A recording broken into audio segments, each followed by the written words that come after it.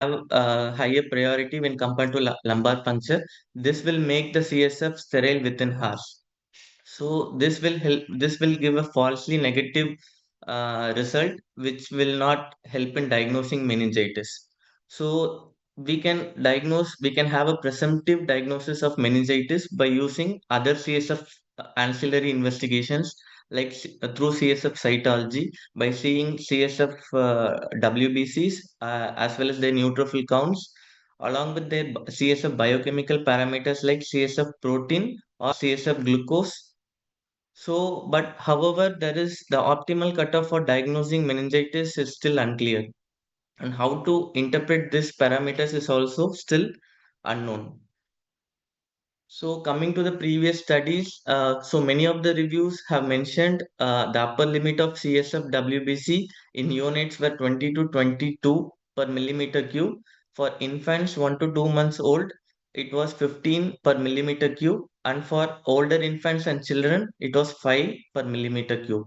And there was one retrospective study which was conducted in neonates more than 34 weeks between 0 to 150 days, and if they have taken a cutoff of more than 21 cells per millimeter cube, they have missed almost 13 percentage of bacterial meningitis in those infants. Also, the sensitivity of this WBC in diagnosing bacterial meningitis was 79 percentage and 81 percentage. So there is a clear-cut gap in current CSF threshold for diagnosing meningitis in young infants less than 3 months old. So this requires a detailed review. So the research question is, what is the diagnostic yield in terms of sensitivity, specificity of CSF parameter values for identifying cases of microbiologically confirmed meningitis in children under 3 months? So this methodology wise, this was a multicentric study which was done in two tertiary perinatal centers, the Royal Children's Hospital in Melbourne and Royal Women's Hospital in Melbourne. And it was a retrospective study which was from which data was collected from the year of 2010 to 2020. And coming to inclusion and exclusion criteria, infants from 0 to 90 days were included, and those with positive bacterial CSF cultures or PCR or viral PCR were included, and those with contaminant CSF. Those with contaminant CSF and CSF from external ventricular device or ventricular reservoir were excluded. Also, control group, they have included babies from same age group 0 to 90 days having CSF results with babies who haven't received any antibiotics before lumbar puncture was done, and CSF report should be negative either by culture or by PCR.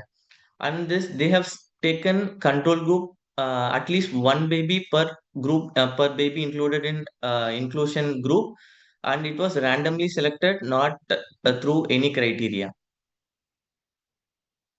So these were the definitions used in this research.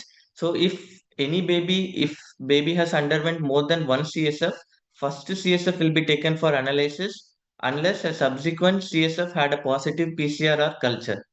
And these were the organisms which were labeled as contaminant according to this study, which was Atrobacter species, Bacillus species, Brevibacterium species, Brevandimona species, Cones, Micrococcus, Moraxella, Propionibacterium species, and Viridans group. And blood culture and CSF culture were deemed to be concordant if both were positive for the same organism with a 3-day period, either before CSF culture or after CSF culture, and should have the same susceptibility pattern.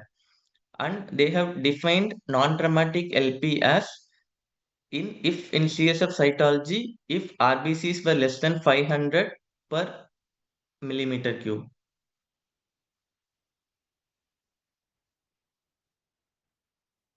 These were the data collected in this research. So demographic data included age, postnatal age, as well as birth weight and current weight.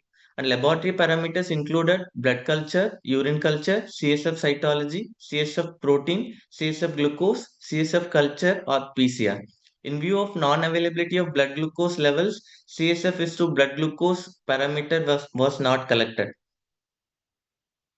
So moving on to statistical analysis planned, CSF, WBC and neutrophil count, glucose and protein were planned to express in median with interquartile range, and sensitivity, specificity, positive and negative likelihood ratios were presented, and receiver operated curve was constructed based on the above parameters, and analysis was done by using Stata software version 16.1, and two subgroup analyses were planned.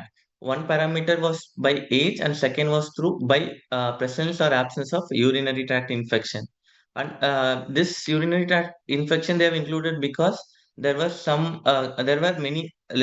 literature showed that urinary tract infection, babies have CSF pleocytosis. So they want to see whether if that is affecting the CSF parameters or not.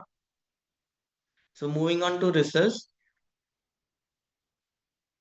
there were totally 7,997 lumbar punctures happened through this period, out of which 538, which was 7.6 percentage of total lumbar punctures, were positive, out of which 7 percentage were bacterial, which was 39, and 93 percentage were viral, which was 499. So out of this, uh, so after removing this positive culture from 7097, it will be some 6,560 lumbar punctures, out of which randomly they have selected this 550 controls. So it was controls they have selected not through any criteria, it is mainly by random selection. So moving on to the demographic parameters, this table shows the full demographic parameters in infants less than 3 months old.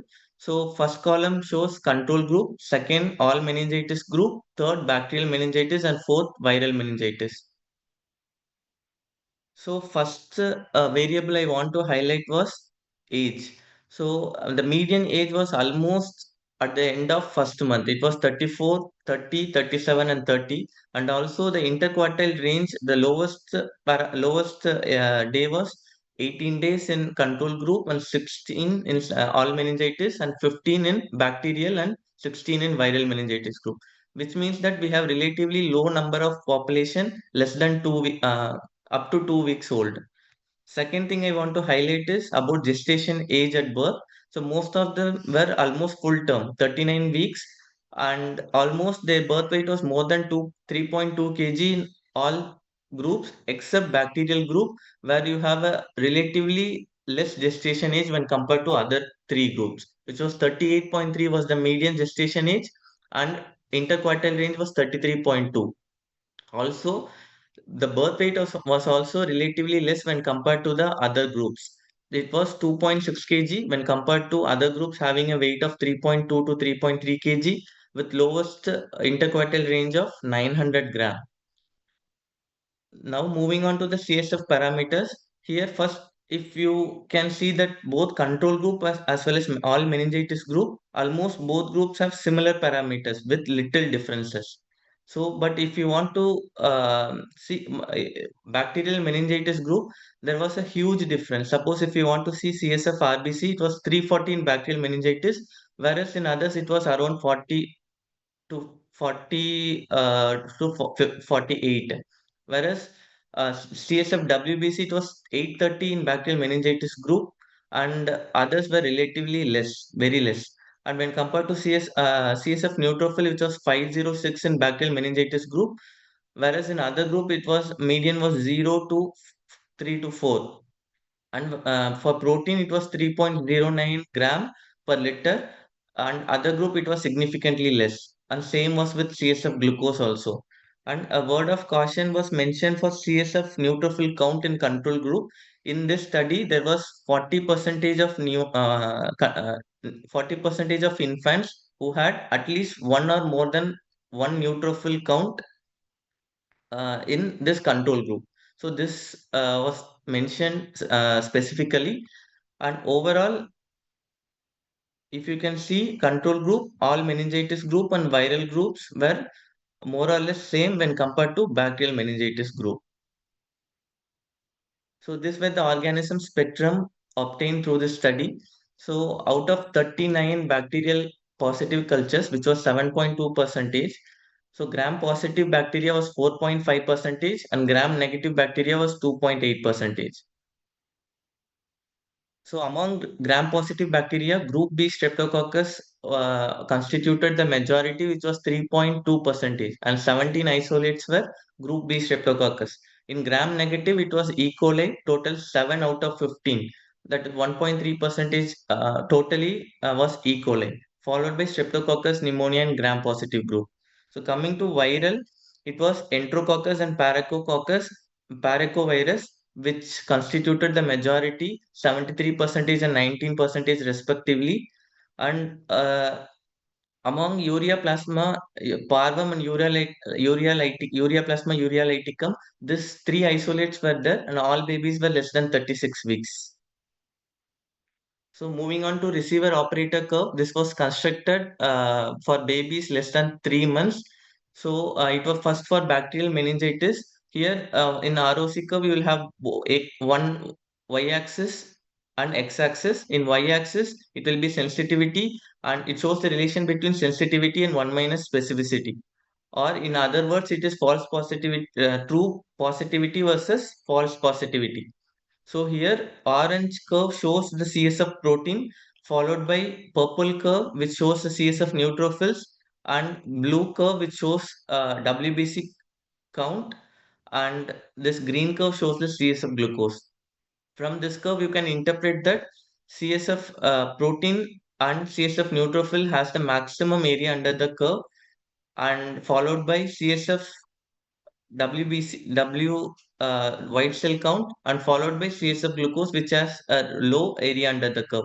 If you take CSF protein, area under the curve was median was 0.93 with 95 percentage confidence interval was 0.87 to 0.99. Also, if you consider CSF neutrophil count, area under the curve was 8.93%, 0.93 with low 95% confidence interval of 0.87 to 0.98. And same with CSF WBC count, area under the curve was 0.90 with 95% confidence interval of 0.83 to 0.98. However, CSF glucose area under the curve was very low, which was 0.69 with 95% confidence interval of 0.54 to 0.84. This interpretation is mainly if you have area under the curve close to zero point 0.5, then your discriminatory value will be less when compared to other three parameters. So here CSF glucose, it has low diagnostic value when compared to other three parameters. So moving on to all meningitis group and viral meningitis group, as you can see, the area under the curve is very less. Both in all meningitis group and viral meningitis group have low discriminatory value in diagnosing meningitis in infants less than 3 months old. So from now onwards, we'll be seeing only bacterial meningitis. So this was a subgroup analysis based on age. So they have compared less than 1 month group, 1 to 2 months group, and 2 to 3 months group. So if in bacterial meningitis children less than 1 month group, they have included all four parameters, and they have given the sensitivity, specificity, likelihood ratios, positive and negative likelihood ratios of for all parameters. So here you can see from if you are taking cutoff from anywhere from 5 to almost 40 WBC count, almost your sensitivity is almost same. However, your specificity varies from 44 to 86, and your likelihood ratio also varies from 1.6 to 6.3, and negative likelihood ratio from zero point 0.3 to zero point 0.1. Same with neutrophil count. If you take any cutoff from more than 1 to more than 4 neutrophil count per millimeter cube, your sensitivity is almost same, 94 was the sensitivity, and however specificity is increasing from 52 to 81. Same with likelihood ratio of 1.9 to 5.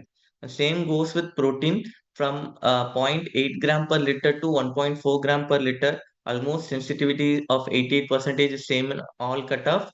From however, specificity ranges from 69 to 94, with likelihood ratio significantly increasing from 2.9 to 14.1.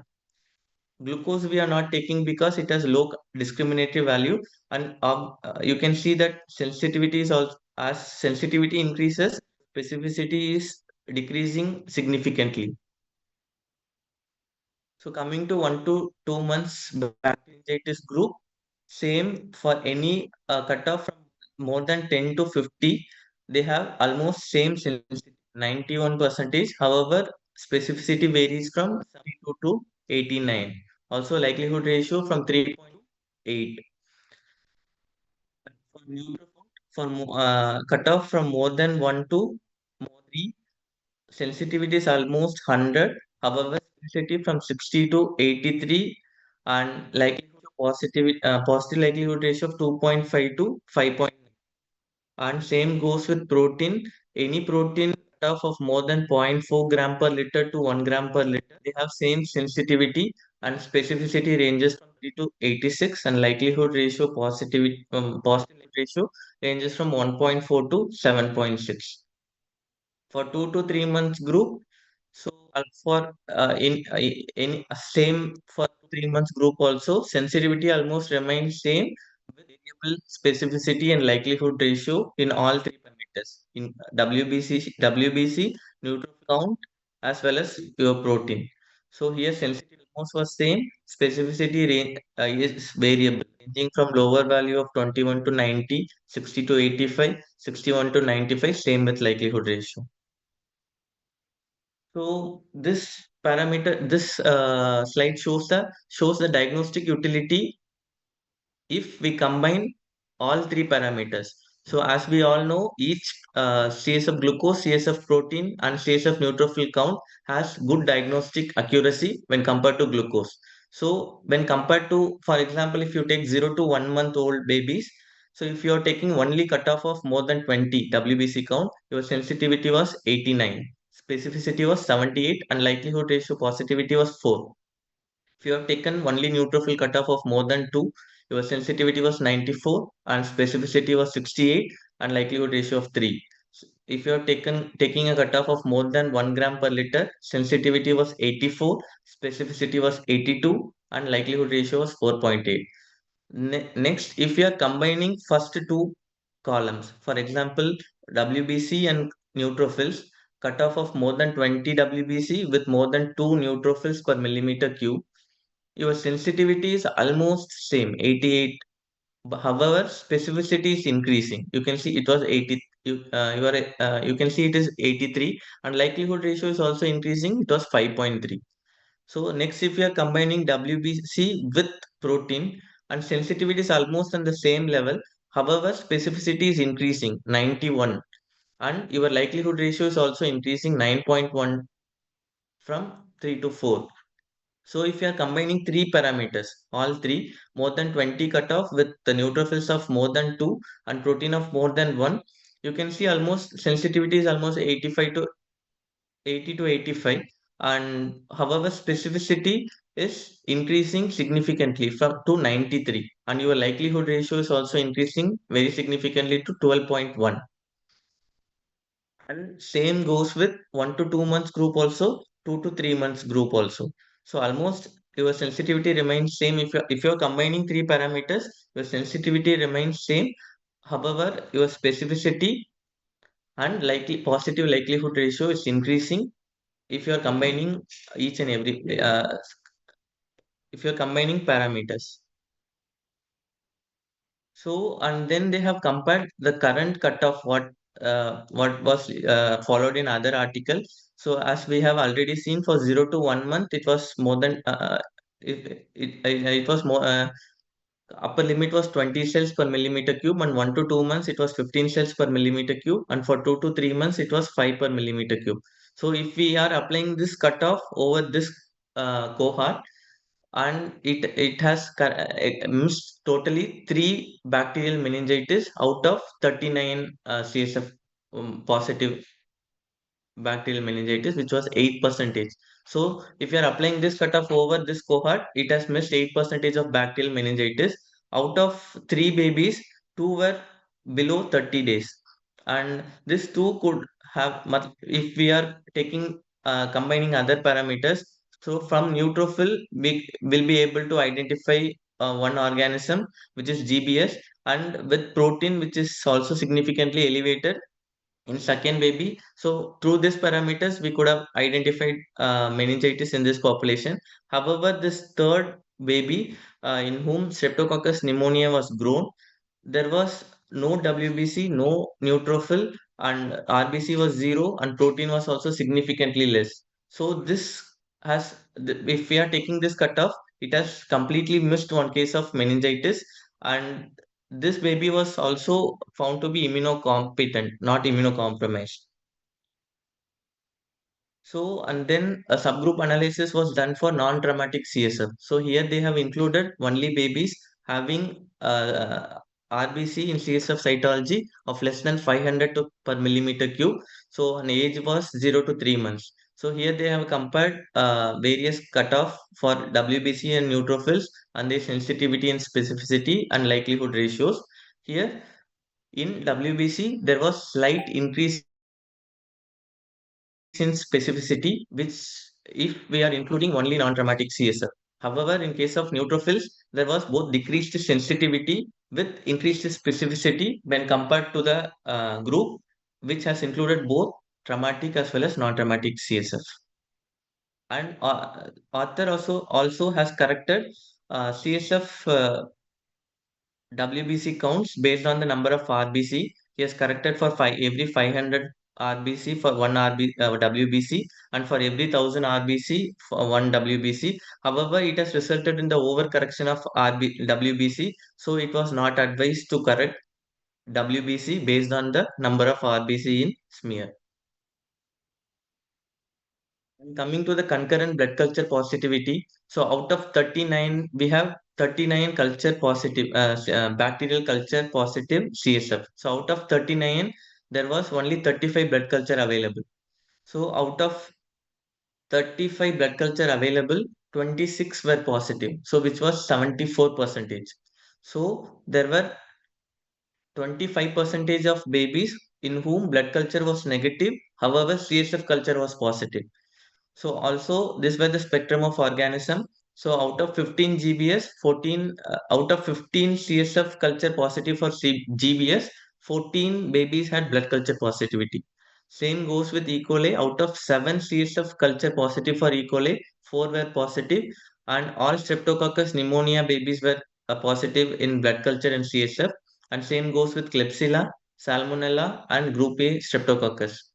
So among urine culture available, out of 39 babies who had CSF culture positivity, only 30 babies had urine culture available, out of which 3 were positive, and out of 3, 2 were positive for GBS, and it was in both it was in blood, urine as well as in CSF.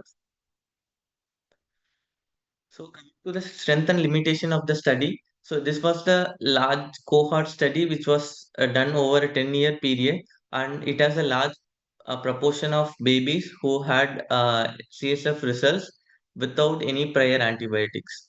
And coming to the limitations of the study, first it is a retrospective study, so there is a high chance for bias.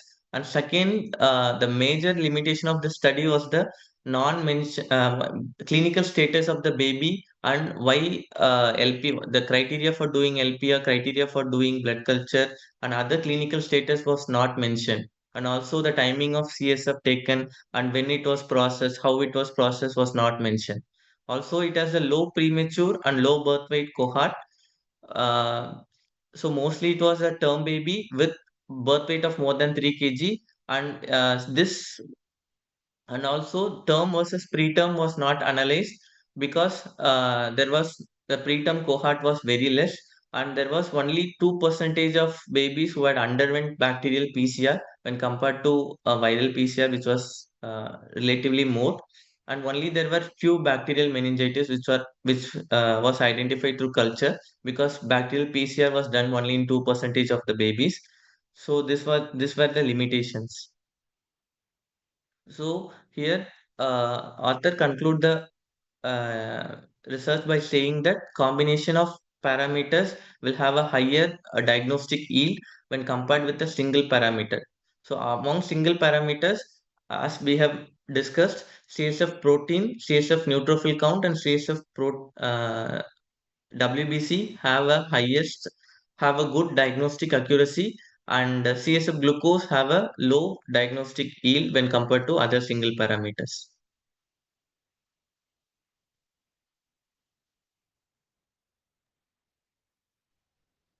Thank you, Dr. Pashupati. So over to you, Saurabh sir.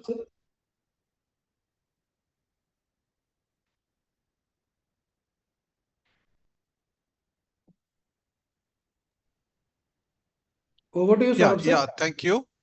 Just struggling a bit with my video. Yeah. So thank you very much. It was a wonderful presentation, very nicely, calmly presented. I would now request Dr. Sindhu to take up some teaching points from this presentation. And after Dr. Sindhu is finished, Dr. Neeraj will dwell a little bit about how, is this applicable to our sort of settings in India, and how whether it could be used in his own unit, for instance. So we will first start off with Dr. Sindhu. Over to you, Dr. Sindhu. Thank you so much, sir.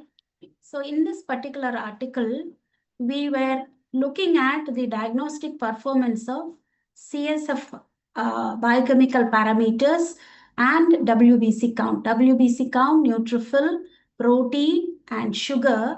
These are our index tests. And the reference standard here was the CSF culture, which was either bacterial culture or the PCR, either for bacteria or for virus. So we heard about sensitivity and specificity being spoken of in great detail. Sensitivity refers to the number of true positives among those who have the disease. And specificity is the number of true negatives among those who do not have the disease. In addition to sensitivity and specificity being mentioned, there are two important learning points that we get from this diagnostic study, which helps us in clinical application. These are what we are going to see. Next slide, Pashupati. Yes. So we also read about likelihood ratios being mentioned in addition to sensitivity and specificity. How does it helps us in our day-to-day practice? So sensitivity and specificity, they are fixed for a particular test. They do not account for pre-test probability. Pre-test probability is the usual prevalence of or the usual probability of that particular disease in the population of interest. So in this study, if you had seen, we had 7.6% positivity of meningitis. So let us take that the baseline prevalence or the probability is 7.6%. So we will not get it is sensitivity and specificity are fixed for a particular test, and it is unaffected by the prevalence of the disease in the population. If we have to choose one particular parameter which can combine both sensitivity and specificity, that is likelihood ratio. So we'll see what it is next. Second, sensitivity and specificity will tell us how good the test is, but it does not tell us what is the clinical application. So whereas likelihood ratio will directly help us, given the test result, what is the probability that my patient has the disease. So sensitivities and specificities work well in population level screening, but likelihood ratios work well for clinical decision making. So we'll see this in the example that follows. Next slide.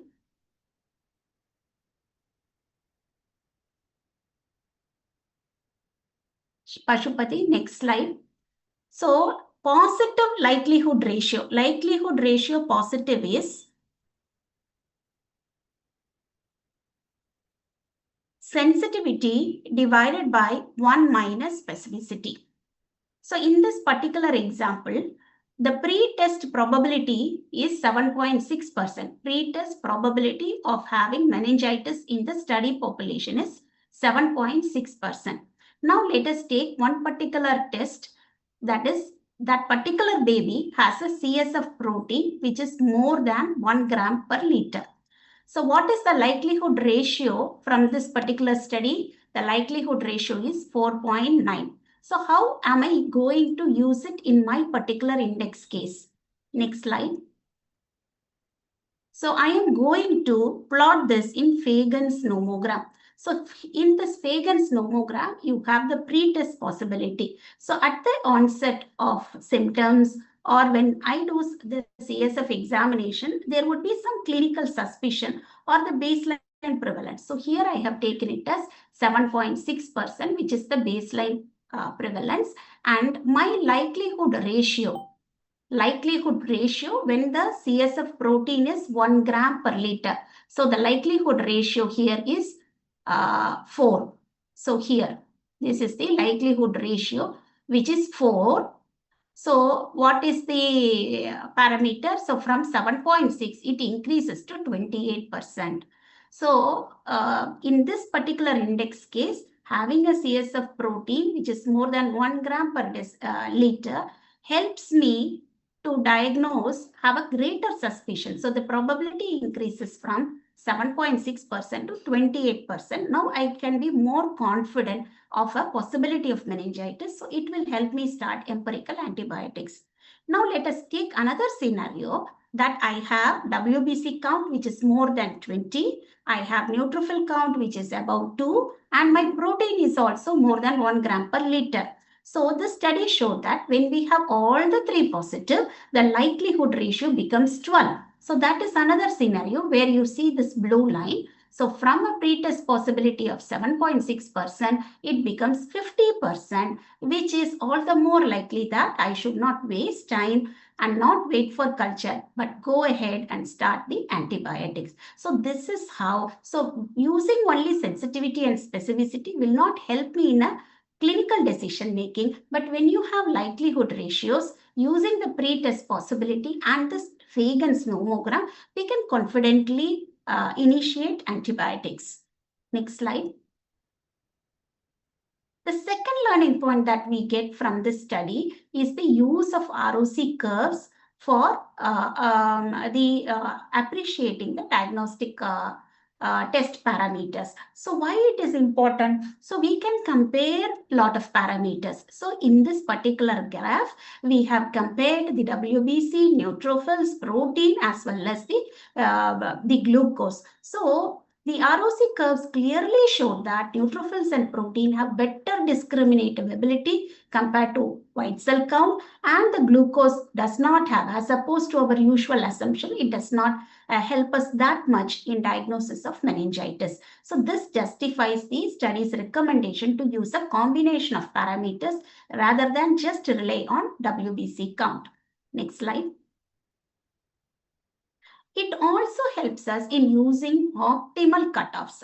So when our the parameter is a continuous value, for example, here we have the WBC count, neutrophil count, or the protein value or glucose value, they are in a it is a continuous variable. So here when we plot ROC curve, we can choose a value which is to the top left corner. So we can find a trade-off between sensitivity and specificity. So we saw from the tables that were presented that for values starting from 20, 30, 40, the sensitivity was the same and the specificity was a bit variable. So the study still went ahead and chose a WBC count of 20 for the diagnosis of meningitis. So here it helps us to choose a particular value and we can visualize which particular value is best. So even when choosing a value of 20, the study had missed 8% cases of meningitis.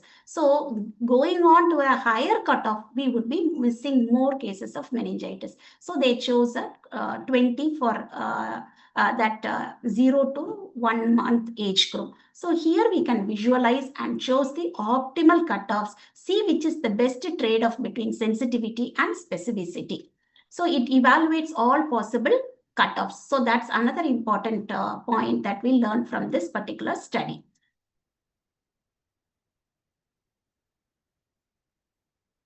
So compared to the ROC curve versus just sensitivity or specificity, the ROC curve plays an important role. One, we can identify the best CSF marker. So neutrophils and protein were more reliable that we were able to identify, and we can compare the overall performance of number of other parameters. So here it was not a single index study. We had 4 parameters. The 4 CSF parameters, we could compare and contrast and choose the best performing index test. And we can also choose optimal cutoffs.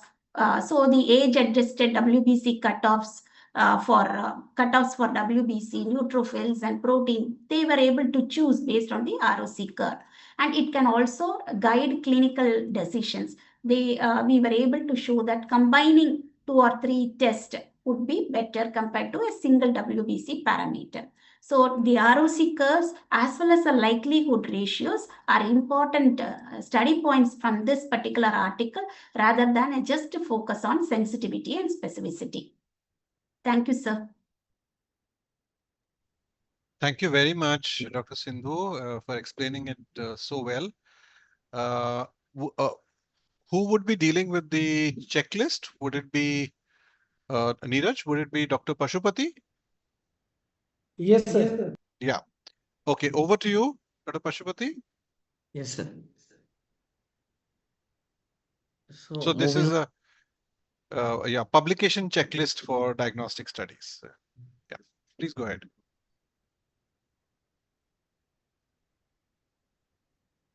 So, moving on to the CASP checklist for diagnostic studies, did the study address a clearly formulated research question? So here, what we have considered was whether the question should include population. So this was defined, and test also the setting about the research, and also the outcomes has been clearly mentioned or not. So author has clearly mentioned all these 4 components. So it will be yes. And second, was there a comparison with an appropriate reference standard? So here the reference standard was blood culture, and here it was compared with the gold standard blood culture and all PCR, and it is available indicator in the circumstances. So here also it goes yes. And third question, did all patients get the diagnostic test as well as reference standard? So here both inclusion and exclusion criteria started with blood culture positivity and negativity. And so here it was considered whether it was received regardless of the results of the test of interest. So here also it was yes. So it was done in both control group as well as in uh, positive group. Fourth was, could the results of the test have been influenced by the results of reference standard? So here, whether blinding was done or not, whether the tests were performed independently, or could there have been any review bias? So here we can't tell because it was a retrospective study, and here blinding was not in. Well, we cannot comment on blinding, and whether the test was performed independently. Author didn't tell about whether what is the criteria for doing test or what is the clinical condition of the baby. Also, review bias, we cannot. He didn't. Control group was selected on random basis, but we cannot rule out whether review bias or any other selection bias was there or not. So we cannot tell. And fifth question, is the disease status of the tested population clearly described? So this was definitely no, because no presenting symptoms, disease stage of severity, and comorbidities like presence of IVH or presence of hydrocephalus was not mentioned, and also the differential diagnosis was also not mentioned. So next question, were methods of performing the test described in sufficient detail? So whether a protocol was followed for doing the test, and it was no, because what was the indication for doing LP, lumbar puncture or blood culture, was not mentioned, and how it was done, when it was done, when it was processed, was also not mentioned. So it was no. So what are the results? So are the sensitivity and specificity and likelihood ratios presented, and whether the results presented in such a way that we can work them out. So this was yes, because we have various cutoff with varying sensitivity and specificity and likelihood ratios presented, and both ROC curve as well as the specific cutoffs were presented. So it was yes. So, and how sure are we about the results and consequences and cost of alternatives performed? Could they have occurred by chance? Whether confidence limits were reported, and what are they? So this they have mentioned completely with confidence interval. So it was yes. So we are sure about the results with confidence limits and consequences and cost of alternatives performed. So this CSF other our CSF protein, glucose, and other things we are routinely performing. So there is no serious consequences or cost involved in doing that alternative. So moving on to generalizability of the results. So, when we talk of generalizability, the first and the foremost thing is that whether the study is internally valid or not. Only if the study is internally valid. Internally valid means that yes, the study has been done in the right way and we can trust on the results. If you can't trust on the results, then there is no question of uh, generalizing those results to your population or any other population. Once we are sure that yes, the study is internally valid, then we say that okay, we need to look at whether we can generalize the results to our population or similar kind of setups.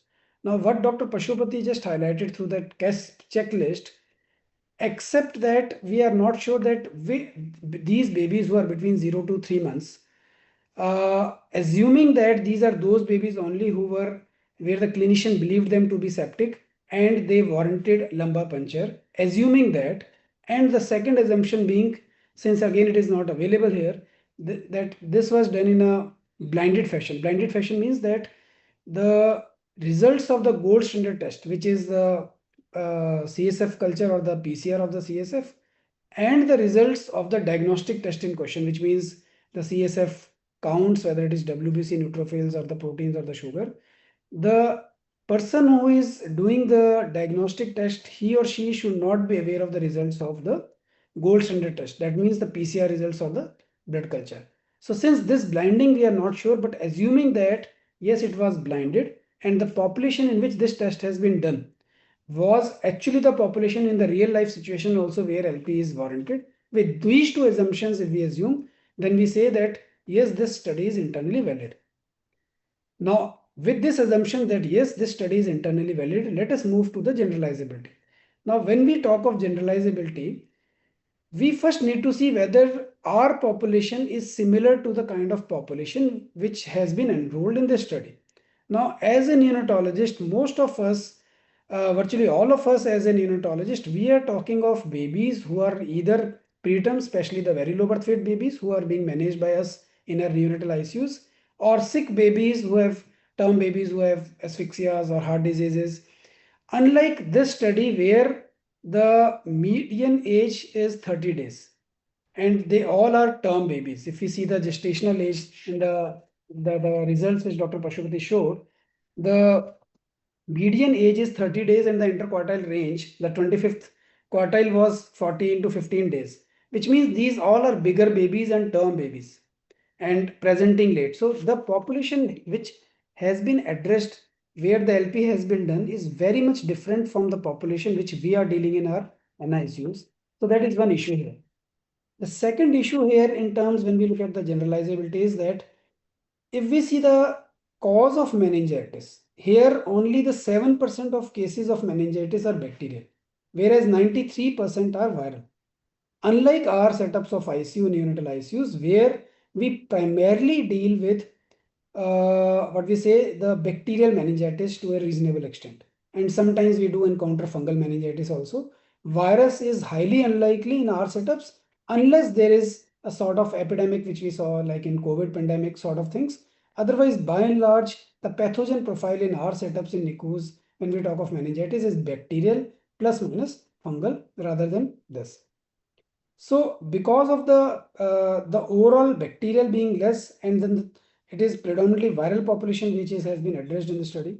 Moreover, if we try to look at these bacterias, out of 39 bacterias, 17 are group B streptococcus, GBS. Again, unlike our systems where we are struggling with predominantly Klebsiella pneumoniae or Acinetobacter crabs and all that, and maybe then E. coli and few gram positives. Here, 17 are GBS and 7 are Streptococcus pneumoniae. Again, which is very much different. Only the E. coli cases are 7 cases. So, even among the small population of bacterial meningitis, the kind of bugs which are there in this study is very much different from our kind of ICUs. Then another challenges in our setup is that so many times it happens we take a decision, we start antibiotics being the baby being sick. So at that time, so many times we are not able to do the lumbar puncture upfront because of the level of sickness or the baby has bleeding manifestation, thrombocytopenia. So we wait, we give antibiotics for 24 hours and once the baby gets stabilized, only then we are able to do that CSF. Whereas in this population, the CSF, the lumbar puncture was done upfront before, even before the first shot of antibiotic. So when we give antibiotic, definitely apart from making the culture sterile, it can change the values of these parameters, both whether it is we talk of counts or whether we talk means the WBC counts or neutrophils or we talk of the protein content. Moreover, in our setups, the PCRs are not available. Whatever is available is the CSF culture. So considering all these factors, our patient population is very much different from this Australian cohort in which they have done this. So it is not possible for us to extrapolate to our population because of these differences in the population which I have just highlighted. Maybe this can be taken to some extent by the pediatric intensivist who specifically deal with 1 to 3 months of age and babies being febrile coming to their emergencies. But at least for the neonatology perspective who are working in level 2, level 3 neonatal ICUs, this is not there. The third component when we talk of generalizability, if the population fits, like here in this condition, the population doesn't fit. Our population doesn't fit except for the pediatric intensivist to some extent. Again, here the viral is very high as compared to even the pediatric intensivist which they see in our country. If suppose this would have been fulfilled, this condition that the population would have matched, then one try to look at the factors like whether this kind of toolkit is available or not, and if it is available whether the expertise is there or not, and if the expertise is there whether the country or the system can afford it or not. So lumbar puncture anyways is that there is no separate thing which is required, which is easily available in most of the setups, at least the tertiary level setups if not level 2 setups, and the cost is also not a huge issue. So those issues are not there, but I think the extrapolation, because the population being different and the pathogen profile is different, so we cannot extrapolate these results to our set. Over to you, sir. Saurabh sir, over to you, sir. Yeah, thank you. Neeraj, that was beautifully explained, the whole concept of generalizability. I think you really touched upon those points extremely well. I would now request Dr. Sindhu to take up the questions which are in the Q&A box, which have been sent by the participants. And I would encourage the participants to put more questions, as we go along. So you have to start with a question by Dr. Vivek Kumar. Can you see that question, Dr. Sindhu? Yes, sir. Yeah. Yes, sir. Here, Vivek Kumar has asked, why select only 550 controls? Would having 2 or 3:1 controls better? So, so in this particular study, we had 1:1 control. The choice of controls versus cases generally depends upon one, feasibility, second, the practicality of a particular test. So in a prospective study, we may just end up using 1:1 control.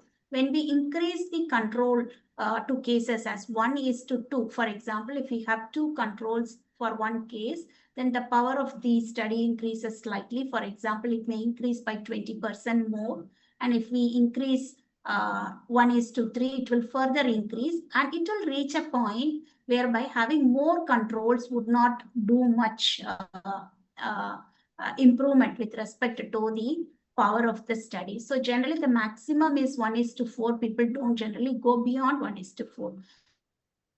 1 is a generally accepted baseline value for a particular study. In retrospective studies, we may have the possibility of choosing more controls, and number of cases in this particular study, overall number of meningitis, both bacterial as well as viral, was 500, which is pretty much a good number. So I think they just could chose 1:1. Any other points, sir? What do you think? No, I fully agree with you that it kind of plateaus off beyond 1:4. There is no further advantage of having more control than one. And you're absolutely right that it improves the power of the study. So as a result, what would have happened had they had, say, 3 or 4 controls? It is the confidence intervals which would have kept narrowing the more number of controls that you had per case. Yeah. Okay. Go on with the next question. Sure, sir. The second question was viral panel done in all CSF for diagnosing viral meningitis. So viral, so as far as from the method section that we know that for all cases of viral meningitis were diagnosed using a positive viral PCR. But for the bacterial cases, which were 39 in number, we are not sure whether a viral PCR was done for them also. So because it is a retrospective study, this is the information that we have. And Dr. Sujit asks, should we do correction for RBC and protein in case of traumatic CSF? The answer is no. So although they had tried to see whether correcting for adding 1 WBC for every 500 RBCs. So it is not correct, and it should not be done. Traumatic CSF, we should not correct. And Vivek Kumar asks, would these values change based on organism, as we mostly see Klebsiella and E. coli meningitis? The answer is, of course, yes. They have 3 ROC curves depicted. One for all cases of meningitis, second one for bacterial meningitis, third for viral meningitis. When we look at these 3 subdivisions, we see that the accuracy for most of the parameters are much better when the meningitis is bacterial compared to viral. So, of course, in our setting, we see more of gram-negative meningitis. So, it may reflect, or it may be closer to the ROC curves for bacterial meningitis. There is one question on likelihood ratios. So, likelihood ratio simply means that what is the probability of having a positive test in persons with disease compared to the probability of having a positive test in persons without disease. This is simply sensitivity in the numerator and 1 minus specificity in the denominator. So it is a bit, so for example, let me give you an answer. What is if the likelihood ratio is 4, how does it help me? So if the test is positive, it is 4 times likely, and likely to 4 times it is highly positive in a person with disease compared to a person without disease. So that is how the likelihood ratios are interpreted. So when we have, it will also help us to rule in and rule out a disease. For example, if the likelihood ratio is 10, then there is a strong possibility of having a disease. So we can even rule in that, yes, the disease is highly possible. But when the likelihood ratio is 0.9, 0.1, then we can even rule out the disease. But in values which are between, we are only moderately sure. When the likelihood ratio is 1, there is no difference between, it does not offer anything. So it is, it does not differentiate. The test does not help us to differentiate people with or without disease. So can you make it much simpler, sir? likelihood ratios? No, I think you've done it well. And of course, this requires a slide and actually showing it. But basically, a likelihood ratio for positive test is the ratio between the true positive rate and the false positive rate of the test. So the more the true positive and the less the false positive, the better is the test. So as you said, likelihood ratio of 10 means that the true positive rate is 10 times more than the false positive rate. So that makes it a very good, extremely good test. And of course, likelihood ratio of a negative test is the other way around. It's the false negative rate of a test divided by the true negative rate of a test.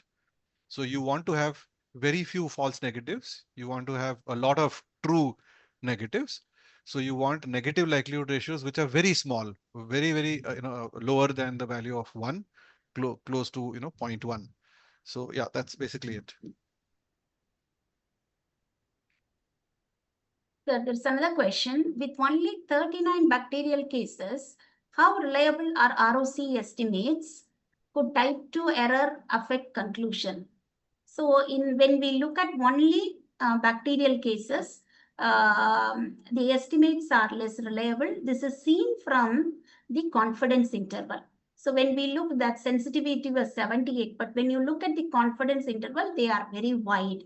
So the confidence intervals are very wide because of the lesser number of cases. So we could have gotten a narrow confidence interval and told with confidence, yes, the sensitivity is much closer to this number of 78 had we had more number of positive bacterial meningitis cases.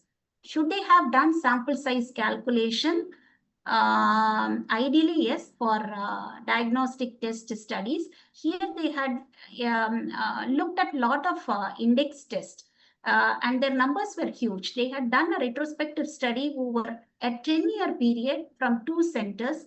So 500 number of cases and 500 controls. That was pretty much a good number. That's what I think, sir. Yeah. I mean, even without doing a sample size calculation, we can offhand say that, this number would be more than adequate.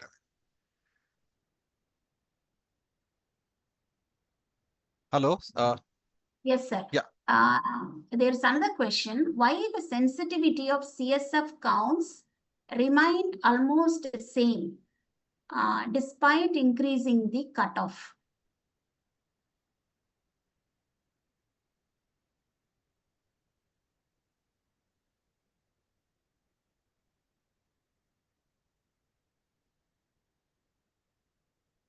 Actually, the sensitivity slightly kept decreasing. It was as Pashupati said, it was in the same range. But if you notice carefully, the number slightly kept decreasing as the cutoff kept increasing. But, it didn't make any material difference to the sensitivity. I think that's what he was trying to say. And I'm sure if you were to go to, second, third decimal places, you would see a slight change in the sensitivity as your cutoff is increasing. So it's not as though it was exactly the same. There was a slight decrease as the cutoff kept increasing. Yeah. There's the next question. In this retrospective cohort study, how meaningful it is for the researcher to be blind to gold standard? Because always he cannot change the values of the index test. So it is very important for the researcher to be blind to the test because this culture, blood culture or CSF TCR is a very hard, it is a very robust reference test. If the test is positive, it's a laboratory based test. It is based on a pure growth of culture. So it is but however, when you have a subjective test, for example, looking at your ROP examination, CT scan analysis, or your X-ray interpretation, which is highly subjected to a subjective parameter, then it is more important that people are blinded while interpreting the index test. However, in this particular case, it did not matter. In this study, how did authors choose controls? They were randomly chosen because it is not possible ethically to do LP in asymptomatic normal individuals. It is not asymptomatic normal individual. These are babies who have undergone lumbar puncture However, later they were proved to be non-meningitic. Those are the cases that were chosen as controls. What is the utility of choosing controls in diagnostic accuracy study? So we need to have one group where the disease is positive and another group where the disease is negative. That is why controls were chosen. Neeraj sir, would you like to add? Yes, just to highlight the second point, as you rightly highlighted, that was the LP done in asymptomatic normal units. So when we do any diagnostic study, it is very important to take only those participants in the study who are actually going to, in the real world situation also, who are actually going to undergo that test. There is no point in taking a normal neonate and doing LP or doing some sort of testing. So in this population, what they have done is there must be some criteria in this hospital that if the baby qualifies for this level of sickness or baby looks septic, only then they will be subjected. So they have rightly done. So these are not asymptomatic babies. These must be symptomatic babies where LP has been done and turned out to be negative. Carry on, please, Dr. Sandhu, please carry on. Yes. And there's another question. Can you explain how on combining tests, sensitivity decreases? So yeah, when we combine test, which means that when you combine that the baby should have low glucose, high protein, high WBC count, the neutrophil above the cutoff. In such cases, when we combine test, it is all these things should be positive, no? Then the sensitivity naturally comes down. But when you choose either this or that, then the sensitivity would increase.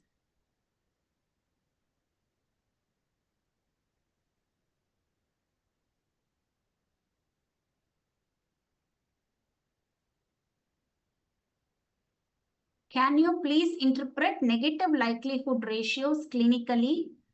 For example, a negative likelihood ratio of 0.1, it is 1 by 10 times less likely that the patient with the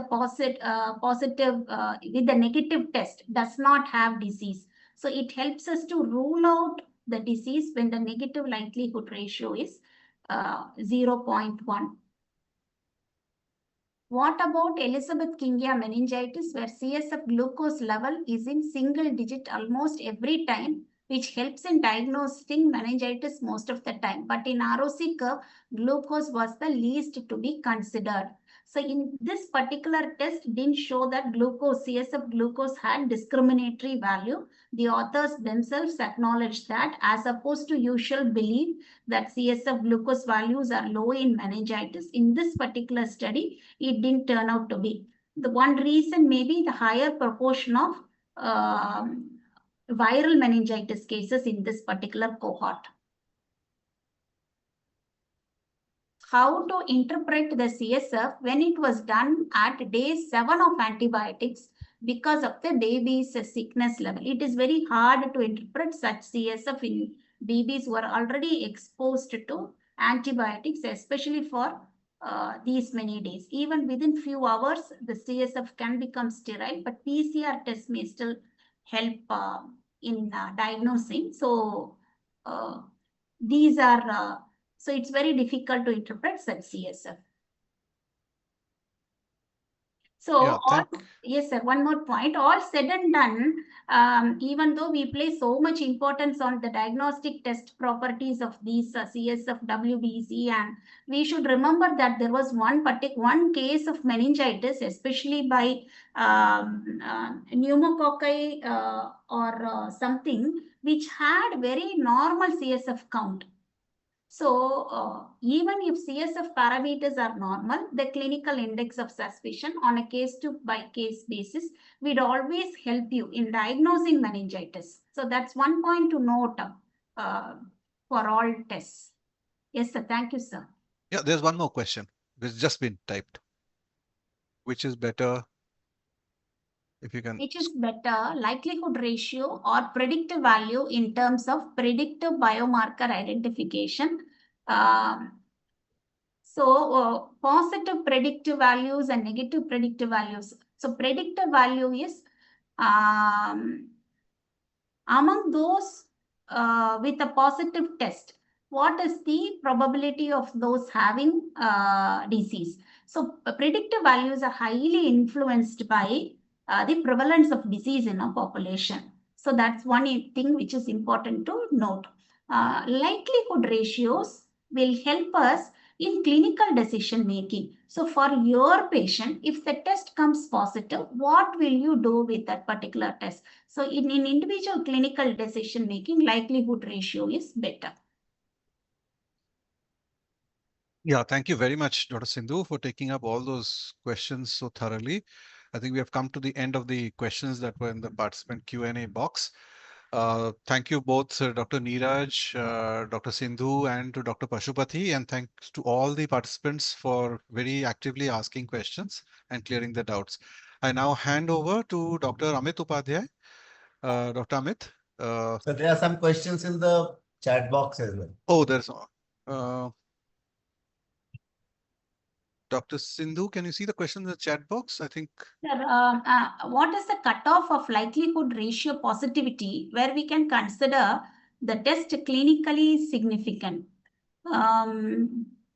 So we spoke about 10 being a very good indicator. Somewhere 5 and above would be a strong clinical suspicion. Between 1 to 5, your pre-test probability will also be considered when you place. And I think between 1 to 5 or above 1 to up to 5, the clinician's decision also comes into play.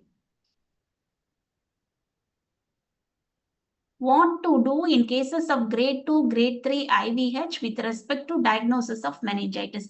We would get a traumatic CSF in such cases, so cell counts are not reliable. It's known that in hemorrhagic CSF, the glucose levels are very much low, so it's difficult to diagnose. So in such cases, we should rely mostly on culture or PCR. What is the cutoff of platelet count below which it is dangerous to do CSF? I personally feel anything below 1 lakh, it's a bit tricky or unsafe to do lumbar puncture.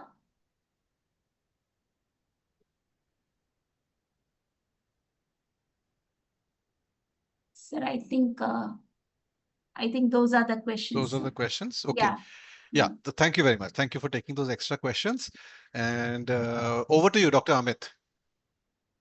So it was a wonderful journal club, and it's a very commonly used discussion in our rounds that, okay, we have the CSF and how do we interpret it? Should we upgrade the antibiotics or should we continue the same? CSF cultures over here are very, very unlikely to be positive, even if blood cultures are positive repeatedly. So this has been our experience. We have now started doing CSF cultures in the Bact blood culture bottle itself. So, sir, what is your experience about we invariably do it. We invariably inject the CSF into the Bact culture bottles. The yield is higher. And of course, prior administration of antibiotics decreases the yield, and sometimes it's unavoidable. You can't do the CSF in sick babies. Yeah. So what is the approximate CSF positive percentage? Yeah, it's very interesting that whenever we have looked at our data retrospectively, like this study, the culture positivity rates are very low. They're around 3% in our center. Whenever we have done prospective studies, that means somebody has actually been going and ensuring that things are being done correctly, the positivity rate goes up. So it's somewhere in the range of about 7% to 8% when we looked at both culture and PCR for research, in a research mode when you are doing, it's prospectively. So there is a difference. In fact, right now we are doing a QI project to, see how we can improve our culture positivity rate. Okay, sir. So, does doing CSF PCR add on to if you have, if as a question was there, if you're doing CSF on day 7 or day 10 because of any reason, or earlier it was positive, traumatic, and subsequently it is now cleared out. So does adding PCR? Nobody has ever actually answered this question. We had done it a long time ago on blood, that if after giving antibiotics you do PCR, is its positivity rate better than blood culture? And the answer was no, because at least in blood, the body has extremely efficient systems of getting rid of free floating DNA. So as soon as you have bacteria which have been killed by antibiotics and their DNA is free floating, it almost instantaneously disappears from the bloodstream. The body has very, very efficient systems to get rid of it. So it's tough to get a PCR positive after you've given antibiotics. Yeah. Yeah, I think we are on 9:20 now, so we'll probably have to wind up. Yes. Amit, yeah, maybe you can make So some concluding we should remarks. wind Yeah. up now, and next time it is important to note that we are having a change in the day on which we are conducting the journal club, and for next time it will be on Fridays, the last Friday last of Friday. the month. Yeah. Yes, so that will be 31st of October. So all are invited for the journal club on 31st of October, same at 8 p.m. or 8:30 p.m. Is it? 8 p.m. 8 p.m. Yes. Yeah. So 8 p.m. on the 31st of October. And with that, I would just like to thank our presenters, Dr. Neeraj, Dr. Pashupati, our Journal Club chairperson, Dr. Saurabh Datta, for coordinating everything with all the speakers, and Dr. Ramesh, Dr. Pratima, for being there all the time. And with that, we close for now. Thank you, everybody. Thanks all the participants who had joined in. And the Journal Club is nothing without you showing interest in joining us. So we expect next time even more people to join over. Thank you. Thank you. Thank you very much. Good night, everybody. Right, sir. Good night. Thank you. Good night, sir. Thank you.